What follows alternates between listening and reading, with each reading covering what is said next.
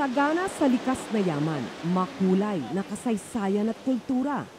Ito ang Camarines Sur, ang pinakamalaking probinsya sa Bicol Region.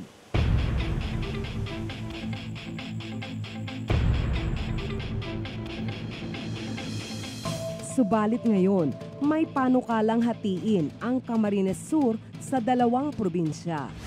Hunyo nitong taon, nang ihain sa Kamara ni Camarines Sur 4th District Representative Arnulfo Fuentebella ang House Bill 4820.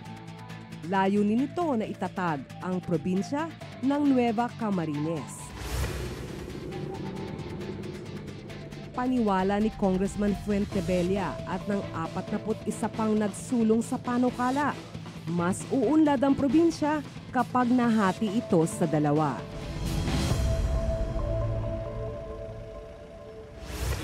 Our Secretary General, si Governor Everdone. Tutol dito si Governor El Rey Villafuerte. Ako strongly against ako dyan. Kasi ako naniniwala na pag hinahati mo isang bagay, hindi maganda. Hinati mo ang pamilya, hinati mo ang korporasyon, hinati mo ang isang probinsya. Saka basado dun sa akin sa research, ang mga mahihirap na probinsya, kaya sila nahirapan dahil maliit ang budget nila. Kapag naaprubahan ang lungsod ng Iriga at 16 na bayan ng Camarines Sur ay mapupunta sa bubuoing probinsya ng Nueva Camarines. Ang natitirang 19 na bayan at syudad ng Naga ay mananatili sa Camarines Sur. May ilang kondisyon na itinatakda ang batas sa pagbuo ng bagong probinsya.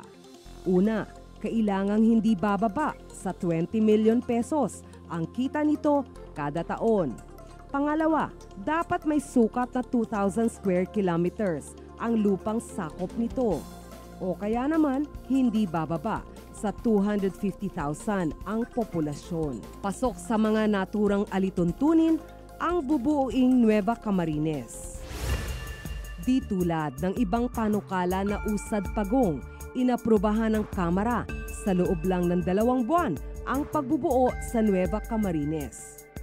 41 mambabatas ang nagsulong nito, kabilang na ang 4 sa 5 kongresista ng CAMSUR. Si CAMSUR 5th District Representative Salvio Fortuno lang ang tumutol dito. Nasa Senado na ang panukala. Pagtibayin man ito ng Senado at ng Pangulo, kailangan pa rin ng plebisito para maging epektibo ito. Totoong ang pwedeng magpanukala ay mga membro ng ating Kongreso sa House of Representatives at sa Senado. Ngunit gusto rin ng ating batas na marinig natin ang taong bayan. In this case, the plebiscite will reflect what the public wants, what the people of Camarines Sur wants. Ang mga mamamayan ng Camarines Sur, hati ang saloobin sa issue. Okay lang na maging dalawa ang probinsya at dagdag employment din yan. Kasi pag pinaghati, lalong dadami ang gastos. Mag-hire ng mga bagong employees at saka lalong magkakaroon ng korupsyon. Dahil pwedeng mga unta, inot-inot si mga produksyon. Araw pa mga abakan, nyok, mawawala sinda sa akin dahil banga na. Ikaduwa ang budget. Ang budget kang nagali sa nasyonal, masala na siya dahil banga na. Para sa akin, oo. Kasi yung ibang populasyon hindi na naaabot ng gobyerno. Kasi sa dami ng tao.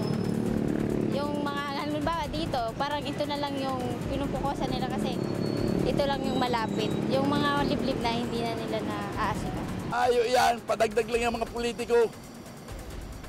Padagdag lang yan, ipipiraman lang politiko, may gusto ka yan. Nitong nakaraang linggo, isang forum ang ginanap sa isang universidad sa Naga City tungkol sa issue. Pabor sa paghahati ng probinsya, ang ama mismo ni Governor El Rey na si Congressman Luis Villafuerte. Essential. In dividing, we shall bring local government closer to the people and deliver government services in a more effective and responsive manner. ito raw ang susi para umunlad lalo ang probinsya. You know, there are 80 provinces now. And the smaller provinces are the ones doing well. Ayon sa mga tutol sa panukala, uunlad ang probinsya, ano man ang laki nito, kung maayos ang mga lider nito. Leadership ang dapat bakumbang-banga.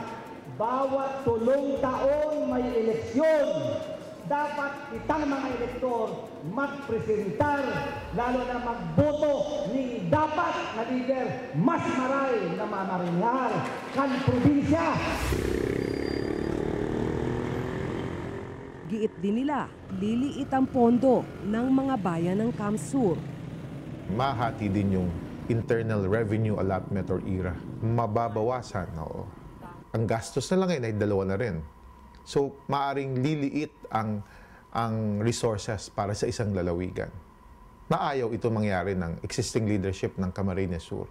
Mawawalan sila. On the part of Nueva Cam naman, they will be starting from zero. Kakailanganin din ng malaking pondo para sa pagtatayo ng bagong kapitolyo at iba pang gusaling pamprobinsya. Dagdag pa rito ang pampasweldo sa mga bagong empleyado ng mga bagong opisina. May mga naniniwalang ang panukala ay ginawa para isulong ang pansariling interes ng ilan. Itong proposal na ito, malaki ang role ng politika. Politika na pag-aaway ito ng 2 magkatunggaling pamilya sa lalawigan ng Camarines Sur. Ang mga pamilyang ito ay ang Villafuerte at Fuentebella, kapwa veterano na sa politika at tila ayaw bumitiw sa kani-kanilang pwesto. Sa itatatag na Nueva Camarines, ang bayan ng Tigaon ang tinukoy na magiging kabisera. Ito ang baluarte ng mga Fuentebella.